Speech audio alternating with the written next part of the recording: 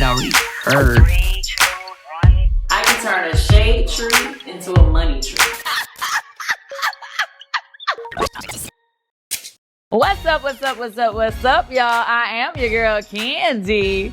And to my left, I have the phenomenal, I think your reputation precedes you. Oh, thank you. How amazing.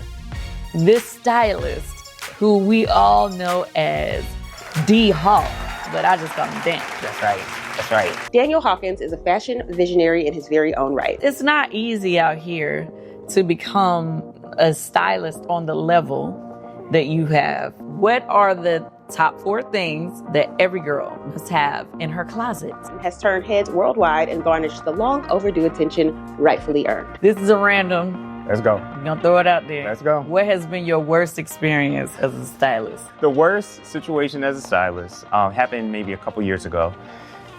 It was on the rollout. Okay. And we had You seem distraught. like All right, D Hawk. Now, Danny, what do you prefer people call you? okay, so honestly, if we're really close, Huh? Danny's good. Okay. But I do prefer people to call me just Daniel. Oh, you like your full name? Yeah, but if it's like a client situation, or like my family, it's Danny. Okay. Yeah. So if people call you D Hawk, Oh, that's fine too. still respond? Yeah, because my handle on social medias is 1-800-D-Hawk. That's kind of run, like people have run with that as well. So, Why? Okay, I've been knowing you all this and time. you've been thinking it's one. I thought it was 1800. Yeah, I was like, it didn't occur to me until yesterday when I was typing You get it now. 1-800. So that's what it's supposed to be, y'all. Get it, and I like it. Yeah. Because definitely I needed to call.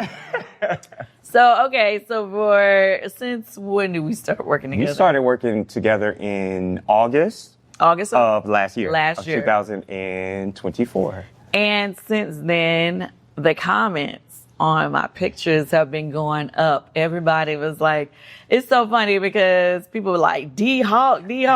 Everybody has been like tagging him because they know that he has been, the major part of the change in the look. Okay, so. By the way, y'all like the look? She look fab. Oh, thank you.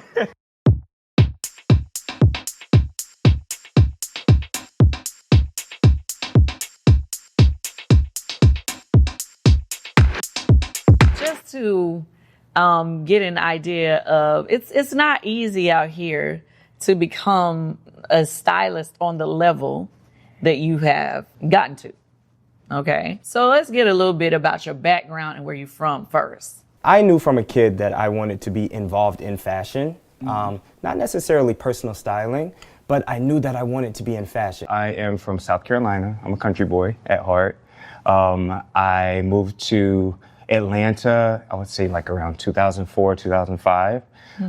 So still the country, but a little bit, a little bit higher. Okay. And I lived there until December 2013. Okay. And that's when I decided to move to New York City. And here I am today, still in New York City. I'm not, this is home base, but I travel a lot for work. So between LA, of course, New York and Atlanta, those are like basically my main hubs. For those who don't know, I would say the prima donna of them all was you, obviously. No, oh my God, Miss Marlo Fabulana Hampton. I got my break actually with Atlanta Housewives, to be completely honest with you. Really? Yeah, yeah, with Marlo from Atlanta Housewives, and she was just like a friend of mine because we moved to Atlanta around the same time, and we were both working at the same store. What was the store that y'all worked at? R&B. Do you remember R&B? I do remember It's like BB a little bit. Yes. Yes, and it was at Lenox Mall. Okay, and that's how y'all connected. That's how we connected. We were both like really two good salespeople, and that's how we connected. I was just like the gay homeboy, with the kind of fab homegirl. You know what I mean? So we just kind of clicked. Yeah. And I would go to her house and like we just kind of be playing, like playing dress up, and she figured out that he has an knack for this. You know, I wasn't even thinking about being a stylist. You weren't? No, and to be honest with you, this was like my like very young 20s. So I wasn't sure what I wanted to do. Right. To be completely honest with you, I was working in retail. I eventually moved up and started working luxury retail. So I kind of felt like, you know what, maybe this is going to be my thing, you know, just luxury retail. But it never felt all the way right to me because I'm not much of a people person. You honest with me? I'm sorry, you know, I'm a little bit of an introvert. Kind of segueing a little bit. So to go back, Margaret got on the Housewives, and people were kind of like, whoa, like, Her fashion. yes, her fashion. Whether you loved her, whether you didn't, Right. you know. Because, you know, she and I have had our ups and downs, but one thing I would never take away from her is that girl definitely lives and breathes. She does. Fashion. She does. Even without me back then, she still lived and breathed. She didn't know the runways and and you know the brands and things like that necessarily. Or she didn't know the brands, but the runways and speaking to the actual collections and things like that. But she always had fashion in her heart. Yeah. So that's how we connected anyway. So got on Housewives. People were wondering like, hey, who like. In the comments are like, who was dressing this girl? Blah, blah, blah, blah, blah, blah, blah, blah, blah. You know, I was just learning. You know, I was just still at that time playing with my homegirl. Right, you know? right. And then one day it just kind of clicked, like, wait a second. This might get be my paid for career. Yes. Like, this might be my career. So I started doing a little research and, you know, the client started calling. You know, Nene's called after that. She put me in contact with Nene. Then a few other girls from the show too, put me in contact with them. And then I realized that after some time with Bravo, because I actually did Fashion Queens as well with didn't realize Lawrence, you did that. Debbie, and Derek J. Derek J, Yeah. yes. I styled them. Here's Portia, Kandi, and Kenya. Boys, what do you think? I mean, those women look amazing. I think they look great, and Kandi looked the best I've ever seen her looking since I've seen her. That's a very sleek look for Kandi. You know, it took a lot of convincing to get her to do that. You know, because you know she likes other stuff. Okay, So we wanted her to that's look how we gonna put look it good today. with other stuff. So we Okay. wanted to make She typically is in, you know, little cheap spandex looking stuff. Lawrence and Derek J for that show. And I also So did you move up to New York by that point? I hadn't moved to New York yet. Didn't They were filming in New here. York. Yeah. Yeah, but I was dressing them here. Like I would do that, not here, I'm in New York, but in Atlanta. So I would do their fitting in Atlanta. They would go to New York to film and then come back. And in between that, also, I styled Carrie Wells, who was on Married to Medicine.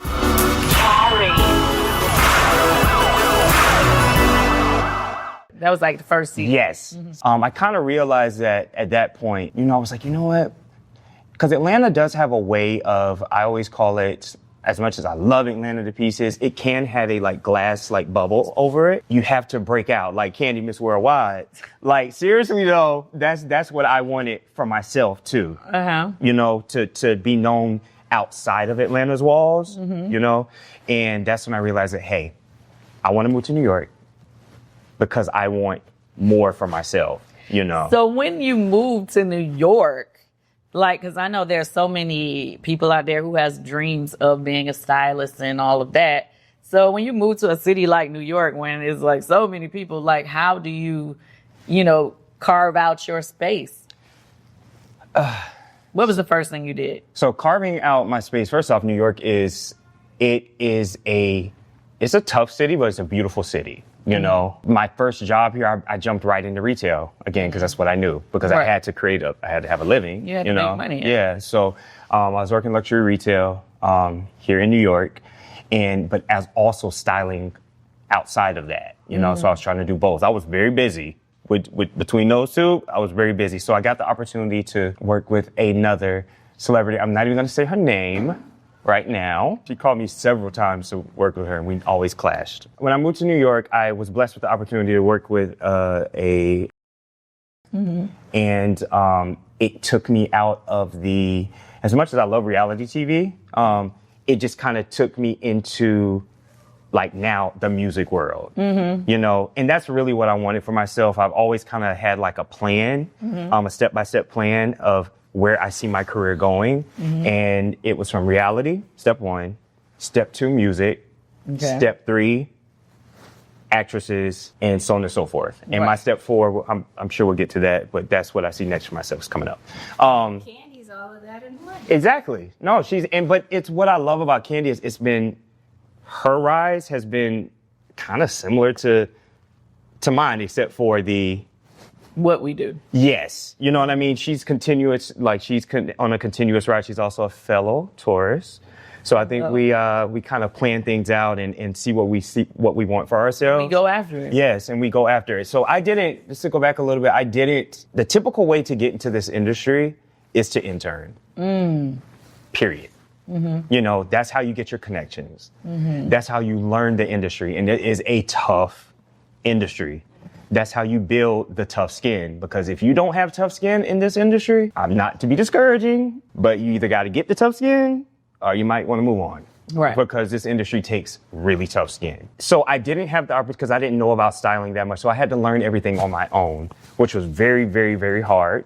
Mm-hmm. And that took so much more, you know, like diving into other stylists, like kind of their lives a little bit through social media to kind of try to figure out exactly how they're doing this, you know, without me doing the actual interning. So Rally started, then I moved on to Music Girls and did a lot of Music Girls for a while.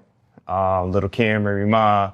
Oh, you did Little Kim before? Yeah, several times. Oh, wow. Yeah, several times. And that was a full circle moment because she's actually she was one of the ones who I used to watch on 106 in Park. Little Kim, y'all!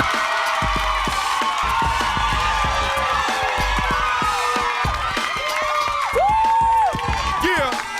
You're right. And so waiting for the videos to come out, or when she would have a magazine cover come out, I would be like, first one to go buy the magazine, like, because of the fashion. Shout out to Mies Hilton, because she was killing it back then, like, still is. But I was, like, really, really, really, really, like, focused on Lil' Kim. Right. So it was cool. And I got the call to work her. I was like, what? This is crazy. It's like full circle moment here. More of the story is you should intern. I didn't have the opportunity to intern because I wasn't sure that this was what I wanted to do from the jump, you know. So I had to learn everything myself. So my journey was a lot harder. I made a lot of mistakes, you know, I did, but I feel like they brought me to where I am today, you know, and now that my successes, they just feel so much better. Yeah. Because I know that I had to do it a different way, to get to where I am. And shout out to people like Law Roach. Law gave me a lot of opportunities. Really? Yes. Because for me, it was this little black boy from Chicago that's getting a chance to shoot his first American Vogue cover with couture with Zendaya in Paris. I had already started styling. So do you think like he's a mentor? Absolutely. And even to this day, like we were texting like a few weeks ago because I had a question about agents. And I was like, listen, like, and actually my text didn't go through. So I was like, oh Lord, Law don't block me or something like that. But, my goodness. But so I went to his Instagram and I sent him a message like, hey, I said, I text you, but it's not going through. Did you change your number? He was like, no, I'm on the plane. I was like, okay. Whew. So tell me you get sensitive if somebody don't call you right back. Well, no, because I do with like him because I feel like he always brought me on as like, he gave me a lot of opportunities with clients that maybe he wasn't able to work with, or he actually, my first manager was his manager, and he put me with his manager. How dope is that? You know what I mean? Dope. Yeah. You know, Law is an amazing person. I think he's an amazing stylist. I'm an amazing stylist, and you know, I will be honest. You know, two good stylists. You know, we do work together well, but we also bump heads. We bump heads too, you know what I mean? But it's like a love-hate type relationship. But he's been like a fairy godfather to me. He has really kind of pointed me in the right directions in this industry. Although I didn't intern, for the latter part of my career, he really directed me on, okay, you're here now. This is kind of where you should be going. And like I said, I'm still depending on him because I just text him to try to figure out what agents I should be going to, what agency I should go to next. All right. This is a random. Let's go. You're going to throw it out there. Let's go. What has been your worst experience as a stylist? Really? You don't have to say no name. Okay, cool. All right. What was your worst experience as a stylist? Or a situation? Okay. So, no names. No names. We won't have you drop a name. So the worst situation as a stylist happened maybe a couple years ago. It was on the rollout. Okay. And we had. You seem distraught. Like, seriously, it's crazy, y'all. So I'm gonna chop this up to make it. We did our big fitting at the beginning of the week to set us up for the press week. Got it. Okay. Okay. Great fitting. Had confirmed each look for each day, because we had, our calendar of events. So we had confirmed each look for each day. I had reached out to the PR agencies of each designer, confirming that, hey, this look will be worn on this day, blah, blah, blah, blah, which is something that you have to do in this industry. You can't just wear stuff anywhere. You have to get it confirmed. So I had that confirmed. So I show up for work. It was a Wednesday. Actually, maybe it was a Wednesday. He giving us a specific day. So I show up for work at her hotel for glam. And there was just a different person that came out that day. And she just decided that she didn't want to wear what we had already confirmed that she was happy with, okay? Which is totally fine. But, so she came out and told me what she was going to wear, which is totally fine too. But I'm passionate, Kandi Mike can speak to this. I'm very passionate when I'm working with the client, and I'm really passionate about this fashion shit. I really am. And I just feel like it's your press week, I want you to look your absolute best. Right. And normally, that's what it would be, because that's why I was hired on. And this wasn't our first time working together. We had worked together for years, So she put out a specific outfit. As a size how to be honest, I didn't like it. It wasn't because I didn't do it. I didn't feel like it was for your press week, Okay. And she put it out, and she put out a pair of shoes. She was like, I'm just going to wear this, and I don't feel like wearing this today. I'm like, okay, cool. She put out shoes. She was like, what do you think about these with it? I was like, it's okay. Like, was my exact words. It's okay. Little did I know that me saying this is just okay was going to lead to like a meltdown or a breakdown, and I didn't even know this until later. And this is a note to any stylist that is, wants to get into this industry. How you say things is very important. True. Okay? So in the moment, I didn't realize what me saying it's just okay. I should have read the room, I guess, a little bit better. Well, what should you have said? I mean, I don't know, but actually talking about Law Roach, I shared this experience with Law. And he said afterwards, he's the one that made me realize that, Daniel, it's how you say it. Well, how would he have said it? Did he suggest to you a better way? I don't remember exactly what he said, but he was like saying it's just like, it's okay. Apparently, like I should have said something else. I forget exactly what he told me. I mean, my thing is, if you didn't like it or you wasn't a fan of it, I mean, you can't lie. I know, but I guess the just okay was detrimental for her that day. So people's body image, they're looking for you to affirm that this is it. Yeah, but I couldn't I couldn't right, lie. But I mean, that's and it was thing. her press week. So did you make a suggestion of something else that could work? No, because it was very much this is what I'm wearing. That's it. You get what I'm saying? So, whatever. So the it's okay really led to like a meltdown. Come to find out, it was a serious meltdown. Actually, her manager asked for later that day, hey, was so nice about it. Was like, hey, she's having a day. We think that she should just, like, for the rest of the day, maybe not, like, just go home for the rest of the day, come back tomorrow, refresh. Because we had a lot of stops that day. Well, I'm like, cool, that's fine with me. This led That's so dramatic. This led to even more of a breakdown throughout the rest of the day.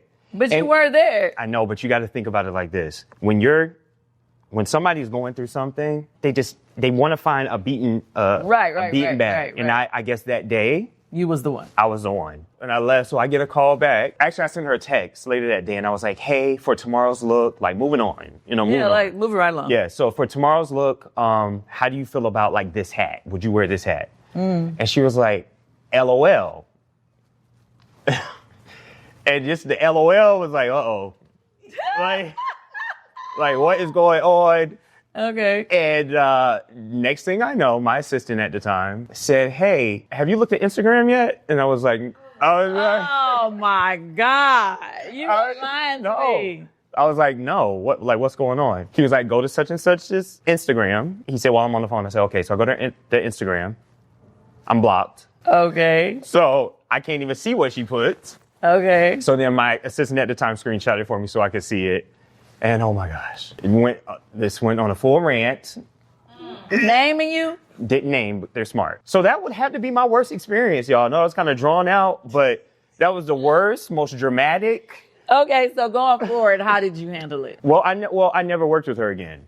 So and I wouldn't. About it, and I did. I spoke to her management about it, and they understood. Mm-hmm. It was. Wait, did they call you back to try to do something else? No. But guess what? What? I would not be surprised if she would, and it would be an immediate no. Right. Because we had worked together so many times, and honestly, every time we did stop working together, it was always kind of like wasn't a great experience, but she would always call me back. So it's like, all right, well, I guess I'll go back because she always paid top dollar. So I was like, I guess I'll go back. Okay. And I'm not gonna lie, that last time she DM'd me actually, and she was like, this was pre all of this happening. It was like, hey, I would love for us to work together again, blah, blah, blah. I had just done some work with Demi Lovato and Law. Had DM'd you about this time working together? Yes. Or no, about this time, about this press run. To ask you to come do that? Yes. Oh, okay. After 2 times of falling out. Yes. So I was like, okay. Something in my stomach was like, Daniel, don't do it. It really was. It was like, Daniel, don't do it. Do you want to put yourself through? Because I kind of knew what I was getting into, but not to the level of what it ended up being. Yeah, the third time was a strike. Yes.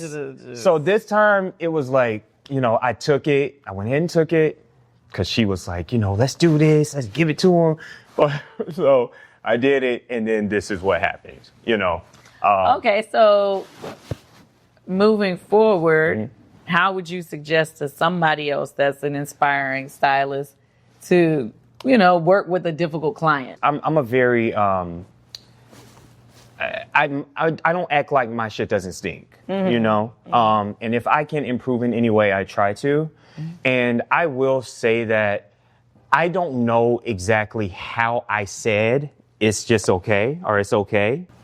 I'm sure in my fashion mind, in my fashion world, I was upset because of the fact that it was a runway Isabel Marant look that was supposed to be worn that day. It's been confirmed with PR. You know what I mean? Like, blah, blah. So I'm sure I was a little annoyed. But watch how you say things. Okay. And that was Law's biggest thing to me, was I'm sure I might have had a little snappiness to it, or you might have been able to sense a little annoyance in it. Yeah. Just being honest. And knowing me, at that time in my life, I probably had a little attitude in it. Yeah. And with this client, you can't do that. No. You know what I mean? You know what I mean? No. Okay. Just watch how you say things and take your emotion out of it. And if you do want to have the emotional part with it, put the emotion in after it, not in the moment. And that is a skill set, because I had to learn how to do it. And I think I'm pretty good at it now because I can work through a situation. But it took that situation for me to realize that, hey, yes, you said this, but I think the lesson in it was how I might have said it, although it was true. It was just how I might have said it that kind of pushed her over the edge, especially when they're already in their moment. So we do have our stylist. It is our job to cater. It is. And we have to be mindful of situations. We have to be mindful of her attitude, of, every girl's attitude. It wasn't me now. No, it wasn't her. It wasn't her. It wasn't me. It wasn't. But yeah, so that was, and you might experience something like this, but just always remember, Daniel, I was watching this and Daniel said, watch how I say it. It's not what you say, but how you say it. Yeah, well, getting to know Kandi has been a joy. Honestly, it really has. Thank you. It has, and I mean that wholeheartedly. First, I respect her so much from a boss and business standpoint. So that's one level already. So that's a level of respect right there. Then on top of that, I also respect that when we had our initial Zoom call about potentially hiring me on or bringing me onto the team, I respected the fact that she just kind of laid out and said, you know what? Fashion isn't really my thing, you know? Yeah. You know what I mean? She did. And I respected that because it kind of opens you up to know that, okay, so we can really make some stuff happen here. You know what I mean? Because a lot of times when you start working with someone who is, thinks that they are fashion. Yes, or that, and fashion is subjective, and fashion is about opinions, and there is no rule book with fashion. Let me say that, okay? People's opinions, you can't tell somebody they're wrong because they don't like an outfit that you did. You just can't. It's not, that's totally fine. I had to learn that the hard way also. Right. It can be a little harder to work with someone when they, think they know as much of you or not more when it comes to fashion. And I respect the fact that Kandi kind of creates a space for us to be creatives and do what we do. And that is very, very important in this world. I mean, you can, working with someone who knows it all as well could be as well, but it's just a level of respect. Yeah. You know what I mean? A level of respect. Yeah, it's a level of respect between two people. And I think that I got that from her from that first Zoom call. And it has been something that has just kept going throughout this time period of us working together. And I'm looking forward to working with her, much more. Oh, So. that makes me feel good. Okay, so wait, let's move back to how do you choose or decide to work with the people that you work with? Like, does everybody get a chance to work with you, or how does that work? No, so I think when I first started, of course, I was just taking anybody, whoever I could get a look on, let's do it, just so my work could kind of get out there. Now, I'm a little more strategic about who I work with, and I do recommend that you do kind of take this approach at some point in your career. Everyone isn't going to help your career progress. And it's very true. Some people you get to a point where you work with a certain type of girl and more of those girls start reaching out. That's fine. And your pockets will be good, but it's going to keep you at that same level the whole time, unless they're growing too. My process is, it's a business. I look at it, yes, financially, of course we have to, especially at this point in my career, but you also have to look at where they're going. It's super important. That's actually probably right neck and neck with financially for me, is they have to have a plan and going to their next level as well. That's very important. And, if you're kind of in a stagnant place and it's not really not for me, it's not for me right now. I need someone who is growing or is at a level that is going to help my career grow as well. So yeah, I don't want to get too detailed. Yeah, too detailed on it, but it's all about who can get you to your next level career-wise. Yeah. So you're not gonna it's a successful lady in business. She doesn't have a platform and she just wants to grow in life because she turned 40. So, okay, so that's a good point though, because I get a lot of those. I do. Right. I do. I get a lot of those, and those are shout out to if you've been one of those women that have reached out. Shout out to you all. I think everyone deserves the opportunity to be styled by someone greater that they would like to work with. It's just that right now I just have such a strategic map of how I see my career going and what age I want to retire out of this career and go to my next thing. That right now, that's just not for me right now. Okay. And there are a lot of great stylists, other great stylists who that is for them right now. You know what I mean? DM me.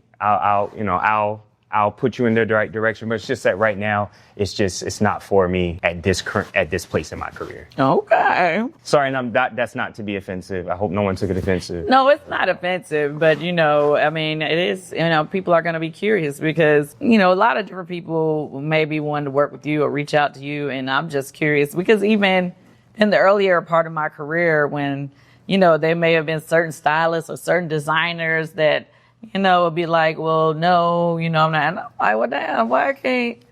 Yeah, and I mean, it's only because of, it's really just, it's a lot of time goes into this. I don't know if you all really realize it, but yes, it's glamorous. Yes, it's all of that.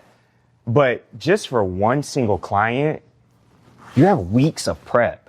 I'm talking about like hours and hours a day for one girl. You know what I mean? Right. So when you start like for me, I don't like to take on a lot of clients as well, just because I'm very passionate about this. And I feel like once you start taking on too many clients, your vision and it gets diluted. And I've told Kandi this before. It gets diluted for me. And I've seen other stylists do it. They're great stylists and they start taking on all these clients, 15, 20 clients. Mm-hmm. And I'm like, dog, only one of the looks was memorable. You get what I'm saying? I don't want that. If I'm working with, give me a good 4 girls and let's bang it out. Let me let all 4 of those girls have amazing moments every time they walk out, opposed to having 20 girls and 2 or 3 of them having good moments. Right, and they all over the place. Yes. Okay, you made it to New York. You told us how you got to see your, started in this industry. Yeah. What do you see for yourself next? Like, what is the next goal? So my next goal is I do want a few actresses. I do. And after this, I'll be honest with you, I will say I have a set number of years that I've set for myself left in this industry. Really? Yeah, for myself. I've already started taking steps to my what's next, which is going to be Daniel, the actual personality, Daniel, the actually face. So I want to start doing a lot of fashion commentary. So I want to start covering carpets and things like that. I would like to discuss fashion on a more worldwide set platform. That's kind of what it's like. I hate to say working on the celebrity of Daniel next, but that's what I plan to do. Because as a stylist, this is not a career that we do have expiration dates. We do. You know how they say a pop star is blah, blah.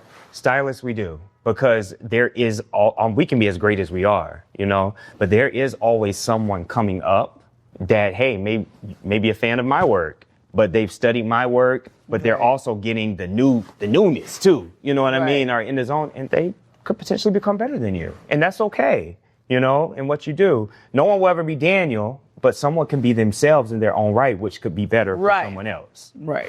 So more of the face of Daniel, seeing more of Daniel, discussing things like this, speaking, because for years I hid behind my work. Now I'm gonna speak on it. Needed to see me a little bit. So. Speak on it now. We do style like Elsa Clinch. Remember that on CNN? Well, yeah, see, stuff like that's exactly what I want. I want that. I want it like fashion police. Like stuff like that. All right, now I've been known to help some people get into some more positions. Now you gotta be ready when they call you. No, I'm ready because that's what's next for me. I will still always have like my select 2 or 3 girls I will always style. You know what I mean? But as far as taking on new clients, I do want to get to a point to where I close that door and have focused on Daniel the celebrity and Daniel. Right. Okay. What are the top 4 things that every girl must have in her closet? Okay, the top 4 things every girl should have in their closet is a white button-up.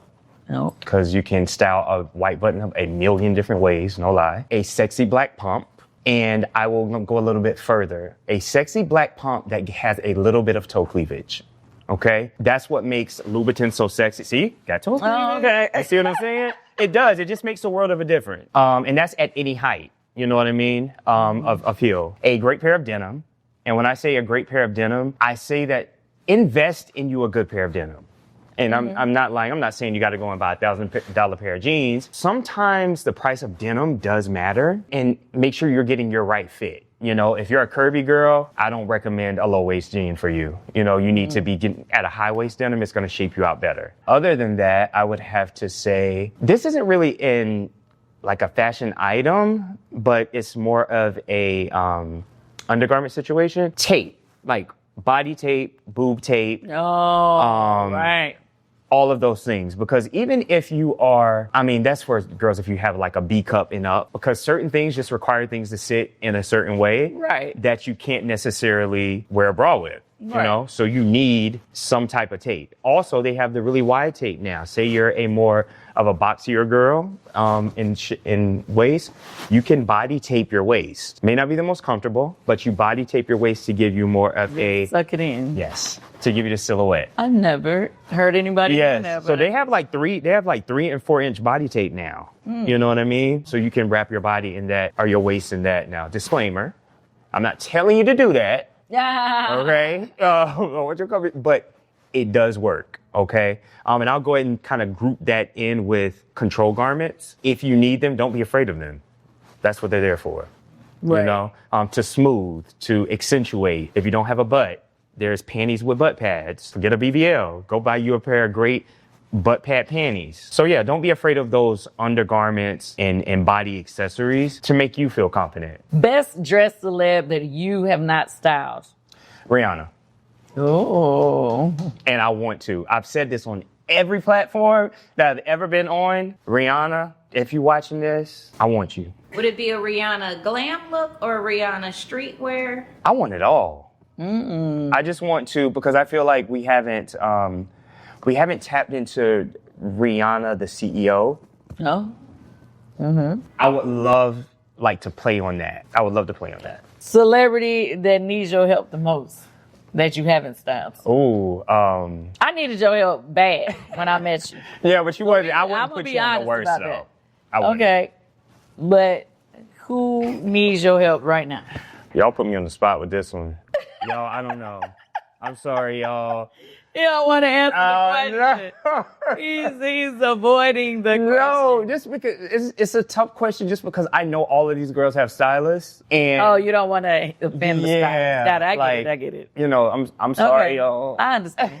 Okay, so you have a lot of female clients. Do you ever do male clients? I don't. I started out doing men in the beginning. I had a few basketball player wives, not just a show, but like real ones, and their husband, like, they wanted to put us together. I just realized that it's not my expertise, and unless you want to like dress like me, like is and that's not everybody's cup of tea. It's hard, you know what I mean? And I think the biggest thing is with women, since I'm not a woman, my imagination just like spitfires like that, and it's like I have my own human Barbie doll, so it's like almost playing a dress up in a way. Like men, for me, it's kind of like my imagination isn't as broad because I am a man, you know. For something that I'm not, you know, your imagination can go crazy. And it just kind of works in this industry. I'm not looking to have male clients just because I realize what I'm good at, and I realize that that's where my passion lies, so. Have you ever been in a situation where a client has tried to hit on you? Yeah. Really? Yeah, and not hit on me. Flirted? Yes. Okay. A lot, actually. And I'm not saying I'm, you know, like the most, you just gotta laugh it off. That's it. That's it. You just, you know, you just gotta give that chuckle and keep it moving. You know what I mean? Right. And then kind of throw in some hints that, you know, I mean, I am gay. You know what I mean? Yeah. Oh, so it's like female clients. Oh, yeah. I've had female clients. I haven't, because the male clients, I don't have male clients. Oh, and I was saying, like in your past or something. Oh, yeah. I mean, guys, definitely. But I mean, I've had female, like, and I know it's not them trying to, like, actually date me, but it's like, they want to see if they can bring you back to this. Like, I don't know. It'd be a little uncomfortable. You know what I mean? So yes. Yes, I've had from both sides. And regardless, both sides, I like to keep business, regardless if it is a male. So it is a laugh-off situation. Because it's hard for me to tell people, like, romantically, like, I don't want to. It's a no. You know what I mean? No for me. Yeah, you know, so I just kind of laugh it off. So if I'm laughing it off and you're trying to talk to me, yeah. Just leave it at that. I'm being nice. Yeah. All right, Danny. Hey. So, okay, where do you see you taking me? So for Kandi, and I hope that everybody that's watching this has kind of seen our progress thus far.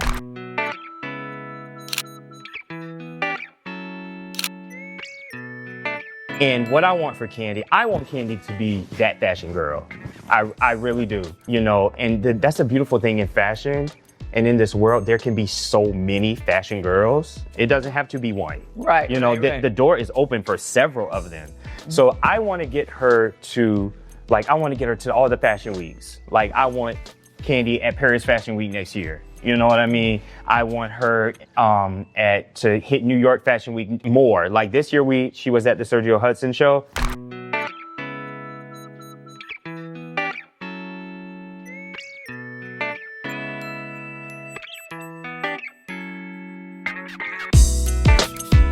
I don't know if y'all saw her, but she looked absolutely amazing. Riley looked absolutely amazing. Just you being there, I don't know, but it's a different energy. I definitely felt it was different. Yeah, and I feel like I want more of that for her because I do see her being a fashion girl. I do see her getting a campaign for some type of brand in fashion. You know what I mean? And fashion is the one industry that once you get in, it opens so many other doors. Like it really, really does. Think about it. Rihanna don't have to do anything else with music if she doesn't want to. Right. She doesn't. That is true. You know what I mean? She's getting paid to show up to a red carpet. She's getting paid, you know what I mean? Like it's just so many other avenues. And I want the same thing for Kandi, especially because it may have been someone that you didn't expect initially for it to happen for. And it just goes to show that even the progress that we've made in the past, what has it been, 7 months, 8 months? I think it's been tremendous. You know what I mean? We went definitely been tremendous. I can tell you that. Yeah, we went from a place to where, you know, people weren't really speaking about Kandi from a fashion standpoint, but now it's like, it's buzzed. Well, thank you. It really, really, really, really, really is. And I plan on taking her as far as she wants to go. And she's going to have to tell me that, Daniel, I don't want to go there in order for me to start trying to take there. So, yeah. But she's has become such a good muse for me. And it's been such a blessing working with her. And I really do thank you. And thank you for trusting my lead and taking my lead on this. I really do. Thanks, Danny. I appreciate that. I really needed you. And I feel like you definitely made a major difference. And I could tell by the comments on my pictures that the people are noticing. Okay. And we're just going to continue to get better and better and better. Now, I will want you to come back during like moments where there's some big red carpets. Let's we can do it. run through and Let's talk do about it. the looks on. Let's do. Oh yeah, Matt will be next. All of those things. Yeah. So we gotta have a Met calendar. We have to have you back. Let's do it. All right. Ready. To be dressed in this year. Oh baby, listen. It's the it's like the dapper, like it's the you know, the black men dandyism. There we go. So yeah, we will have our own Met Gala moment if we do a Met Gala retake.